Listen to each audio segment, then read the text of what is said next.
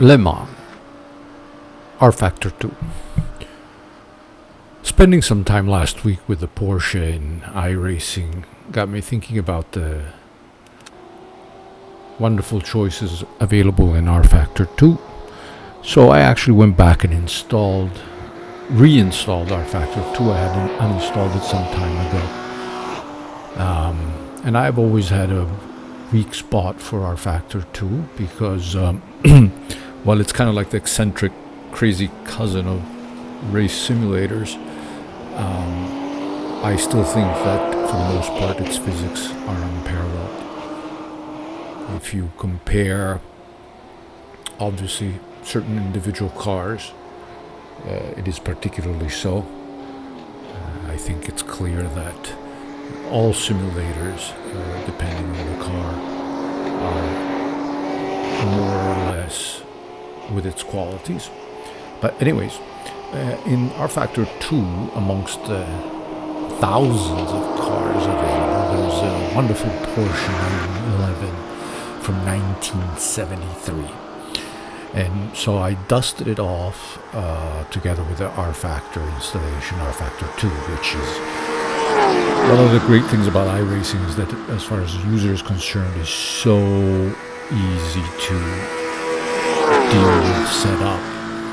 If you take rFactor2, which can be a joy to drive like with these cars, but to install and reinstall, you lose a ton of time reconfiguring things, and it's not so easy. And as we can tell by as I spin the Porsche here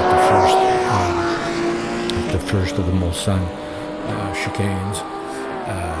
Remember, I hadn't driven this car in quite a while, and by the way, I hadn't used a fully manual gearbox in a long time, and so the first lap was a little bit tenuous at best, and you will see that even at the second second chicane,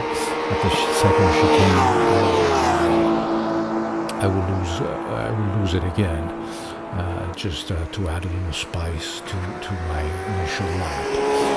Anyways, this 911 from 1973 with a fully manual gearbox, H pattern, joy to drive when I'm not spinning it. And it got me thinking about, some of the great high-quality cars that are available in rFactor2, and it's such a pity that so many other things with this wonderful simulator have always had some severe hiccups over the history of time.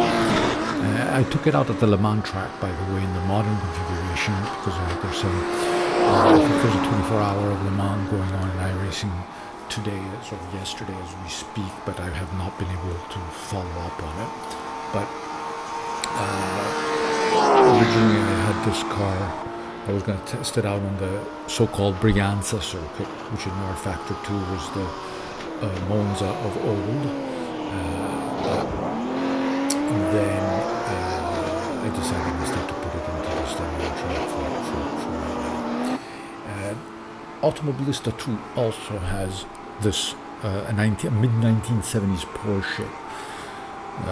So perhaps next future I will do a video with this car. I'm kind of in a rush this weekend, and I was not able to test it out. As a matter of fact, as it's patently obvious, I'm having a hard time even doing a proper video with my.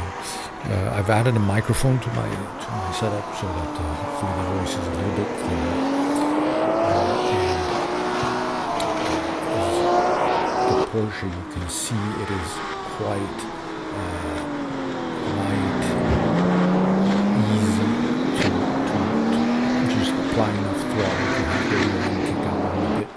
Here I'm going to let some of these cars behind me through because, well, I obviously wasn't going for any kind of speed. I was just trying to get some footage for this incredible, outstanding, phenomenal video that will probably garner like 3-4 views.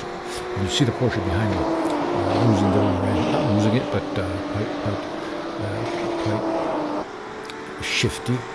And here it almost scrapes the line of the Porsche S's, which, by the way, with this car, Porsche S's are always fun, both in the modern version and in the modern version and the old version, or independent of the sim, really. The Porsche S's are always fun at Le Mans, but with this car, absolutely, you can see that I'm a little bit dodgy in my handling of this car. Again, full excuses ahead, as I will let the number 9 by fairly easy soon. Again, it was the first time in a long time that I was using 3 pedals and each pedal gearbox, which is always a lot of fun. But the moment you start driving a little bit in anger, you really notice what a challenge it can be. So maybe in the future we'll do one with the Automobilista 2 version of this car. I remember it handled very well as well.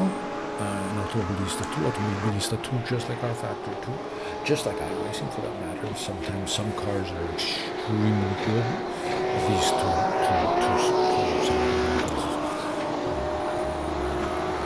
who am I to say, right? But I think some cars are absolute joy to handle and feel. Oopsie daisy, almost was it. Almost it, but I managed to keep it on, and then I will do some just random footage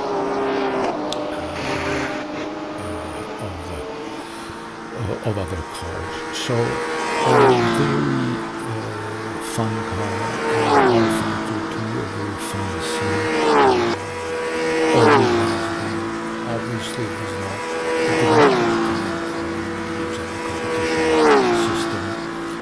iRacing has. It still doesn't, although they've improved their interface with the racing industry.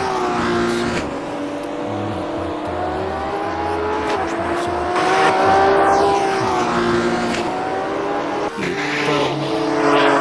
it used to, for many, many years, have a horrible UI. And then it has improved the UI, but it still has, like I said, you can race it against AI, or if you have the right cars, the right tracks is phenomenal. But it's a lot of, it can be a lot of headaches. But for some of the cars, the choices that you have, you think about it and find it in your sim. There's a very enthusiastic community supporting it. So anyways, this is a quick video that I wanted to do of this incredible car and track combination. Not really a race. I'm also still testing a little bit of the recording capacity. As I was seeing a lot of red everywhere, so I hope that the race is going through appropriately. It could be very well it's a complete disaster, but here's another shot of those S's that I was speaking about. There's some of the corners at Le Mans are phenomenal, such as Indianapolis, for example. The combo just before Indianapolis and after Indianapolis is always excellent. Thank you very much, and until the next one.